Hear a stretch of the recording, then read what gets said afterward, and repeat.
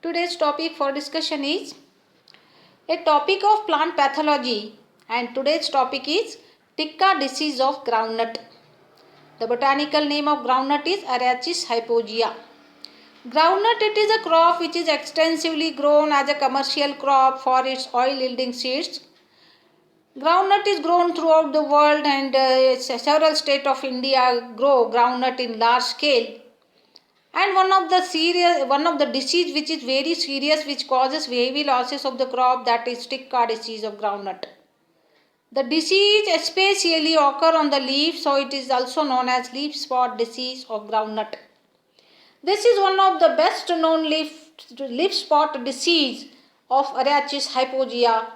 Popularly it is known as Ticca disease. The Ticca disease is a serious occurring in areas where the groundnut crop is grown in India. The spot appears on the leaves when the plants are 1 or 2 months old. Later on, the spot becomes necrotic spot. The spot consists of dead tissue, hence it is called necrotic spot.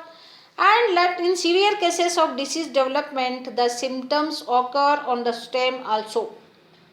In fact, there are two types of leaf spot occur on the groundnut plant, and the fungal genus which causes Ticca disease, it is Cercospora rachidicola and Cercosporidium personatum. Two species of Cercospora type of fungus causes Ticca disease at a time in the field, and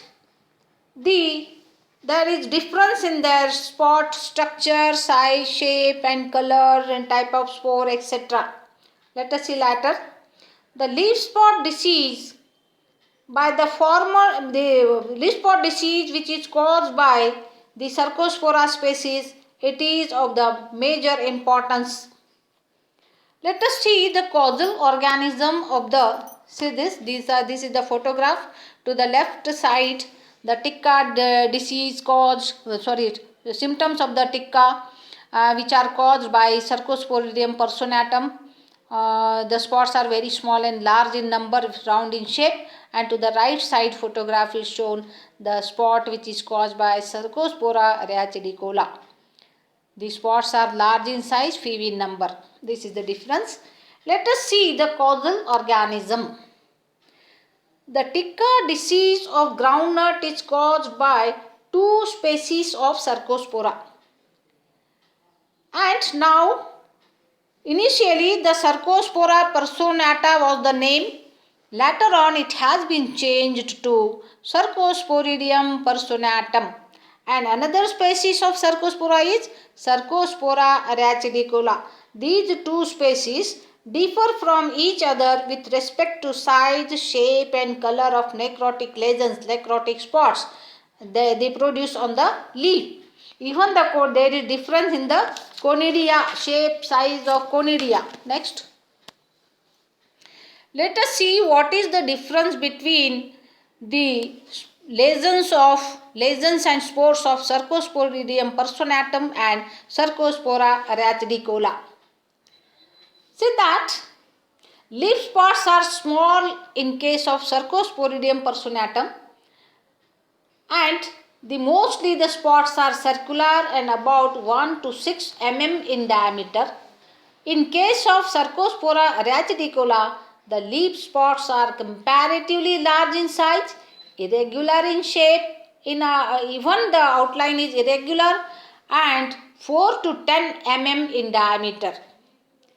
And the necrotic lesions which are produced by Cercosporidium personatum, they appear on both the surfaces of the leaf and change from dark brown to dark in color, dark brown or dark black in color. But the leaf spots which are caused by Cercospora rachidicola are often the necrotic lesions occur on both surfaces. Those on upper surface are reddish brown to black in color, and lower surface are light brown spots are seen. There is yellow halo around each spot which are produced by Cercospora rachidicola. Let us see the difference between mycelium of these two species of Cercospora. The mycelium consists of hyphae which are entirely internal in case of Cercosporidium personatum. And in case of Cercospora arachidicola, mycelium consists of both external and internal hyphae. Okay. In case of Cercosporidium personata, the septate hyphae ramify in the intercellular spaces. They occur between the cells of the host. They are intercellular and obtain their nutrition by sending small pointed structures which are known as haustoria. Haustoria helps in absorption of nutrition from host cells, from the mesophyll of the host cells. The haustoria are produced by the mycelium of Cercosporidium personatum, which occurs in the intercellular space. But in case of Cercospora arachidicola, it consists of the internal hyphae are both intercellular and intracellular. The haustoria are absent in Cercospora arachidicola because the mycelium is intracellular. Mycelium occurs inside the cells, host cell. Next difference in this is the unbranched conidiophores arise in tufts or in groups and which are globular brown to black stroma and which are 23 to 30 mu in diameter and emerge by rupturing the host epidermis in Cercosporidium personatum. In case of Cercospora arachidicola, the unbranched conidiophores arise scattered from deep brown stroma. The size of stroma is generally 25 to 100 mu in diameter. Another difference is in Cercosporidium personatum, the conidiophores are geniculate, olivaceous brown, 24 to 54 mu long and 5 to 8 broad and are either aseptate or septate with 1 to 2 septa only. But in case of Cercospora arachidicola, they are geniculate, yellowish brown in color, 15 to 45 mu long and 3 to 5 mu broad and either aseptate or septate with 1 to 2 septa. Okay. Let us see the conidiophores of Cercosporidium personatum. The conidiophores are confined to the lower surface of the host leaf and are seen arranged in concentric circles in the tuft. Okay. But in case of Cercospora arachidicola, the conidiophores usually occur on the upper surface of the host leaf but occasionally are found on the lower surface as well and thus described as amphigenous. They are sparse and do not occur. Okay. Next difference is in case of Cercosporidium personatum, the conidia are obclavate or cylindrical, light colored, 18 to 60 mu in length and 6 to 11 mu in breadth. They are septate with 1 to 7 septa only and have bluntly rounded ends.